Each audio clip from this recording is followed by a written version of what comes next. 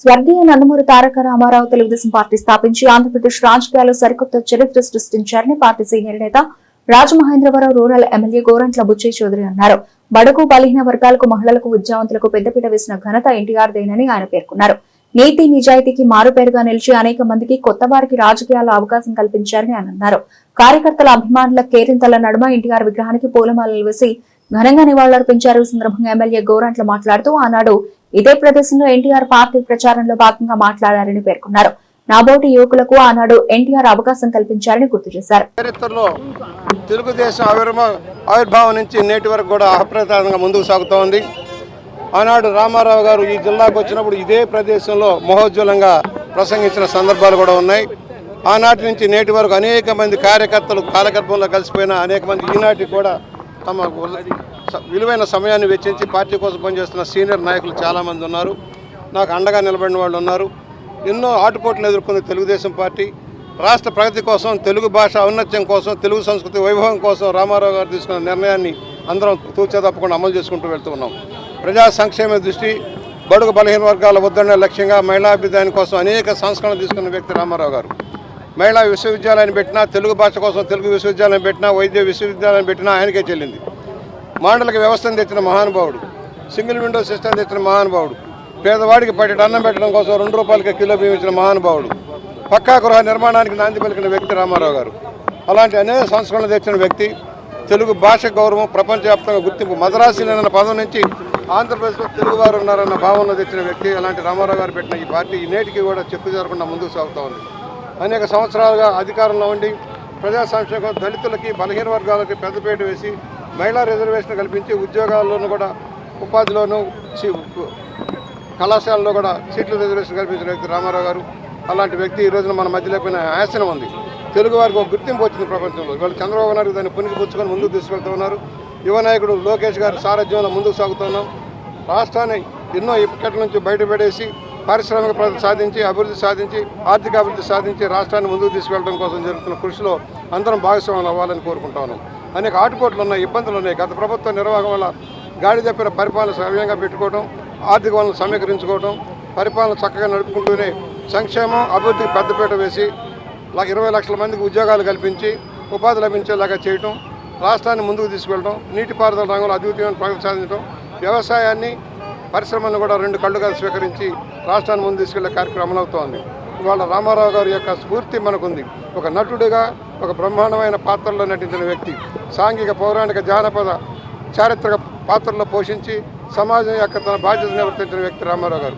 60 ఏట తెలుగుదేశం పార్టీని ప్రారంభించి 8 నెలల పాటు నిర్విరామంగా పర్యటన చేసి అధికారంలోకి తెచ్చిన వ్యక్తి రామారావు గారు. నీతి నియమాలకు నిలబడి, కట్టుబడి అనేక మంది కొత్త తరానికి అవకాశాలు కల్పించి ఆనాటి వరకు కొన్ని కుటుంబాలకి, కొంతమందికి భూస్వామ్య వ్యవస్థకి పరిమితమైన అధికారాన్ని బదలాయింపు చేసి బడుగు బలహీన వర్గాలు, దళితులకు పెద్దపీట వేసిన వ్యక్తి రామారావు గారు. అలాంటి వ్యక్తి ఈ రోజున మన మధ్య లేకపోయినా ఆయన ఆశయం ఉంది. నాబోటి యువకులకు అవకాశం కల్పించారు. ఆ రోజు ఇవాళ వృద్ధాప్యంలోకి వచ్చాం. నాలాంటి వాళ్ళు ఎంతోమంది ఉన్నారు, ఎంతోమంది త్యాగాలు చేశారు.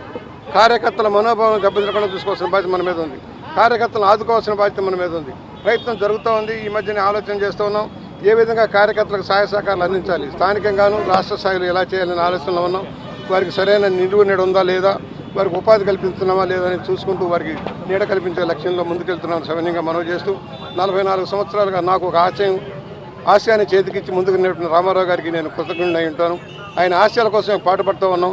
అభివృద్ధి ధ్యేయంగా పనిచేస్తున్నాం. గ్రూపు రాజకీయాలకి, కక్షల కార్పొరేషన్ రాజకీయాలకు అతీతంగా విలువైన సమయాన్ని ప్రజా సంక్షేమం కోసం వెచ్చించే లక్ష్యంలో ముందుకెళ్తున్నాం. ఈ రోజున అన్నగారికి దండ వేసే అదృష్టం మాకు లభిస్తుంది. వాడలా కూడా ఇవాళ పండుగలాగా కార్యక్రమం జరుగుతోంది. 44వ సంవత్సరం ఆవిర్భావ దినోత్సవాన్ని ఘనంగా చేసుకుంటూ ఉన్నాం. ఈ సంక్షేమం ముందుకు సాగుతుంది, పరిపాలన సాగుతుంది.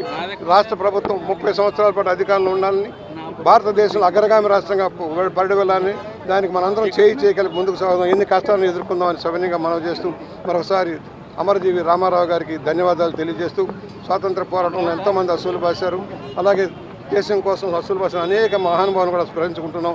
అంబేద్కర్ మహాశయుని ఆశయాలు, పూలే మహాశయుని నిర్ణయాలు, రామారావు గారి యొక్క ఆశయ సిద్ధి కోసం మనం కృషి చేద్దామని సవినయంగా మనవి చేస్తూ, అంబేద్కర్ ఆలోచన విధానాన్ని కూడా పుణికిపుచ్చుకుందాం.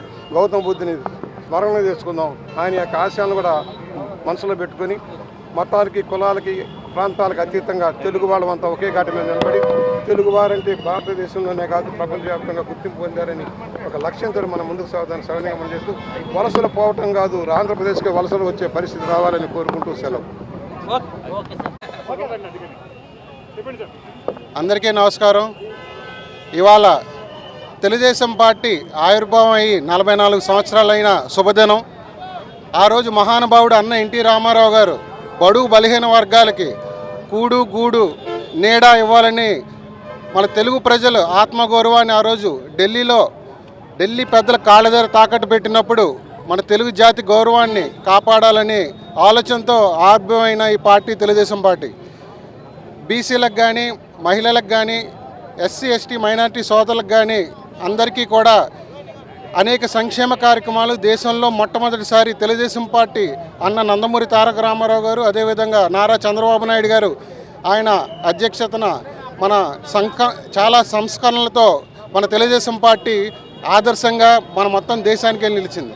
ఇవాళ ఆఖరికి మండల వ్యవస్థ కూడా ఆడవారికి ఆస్తి హక్కు కానీ, మహిళలకు రిజర్వేషన్ కానీ, కిలో ₹2 బియ్యం కానీ ఇలా అనేకమైన కార్యక్రమాలు చేశారు. మన గౌరవ ఎమ్మెల్యే గోరంట్ల బుచ్చే చౌదరి గారు, అదేవిధంగా మా బాబాయ్ గోరంట రాజేంద్ర ప్రసాద్ గారు ఈ మే 29న ఆ రోజున ఆవిర్భావం అయిన ఎమ్మెల్యే క్వార్టర్స్లో అన్న నందమూరి తారక రామారావు గారితో పాటు మా కుటుంబం ఆ రోజు నుంచి తెలుగుదేశం పార్టీకి సేవ చేస్తూనే ఉంది.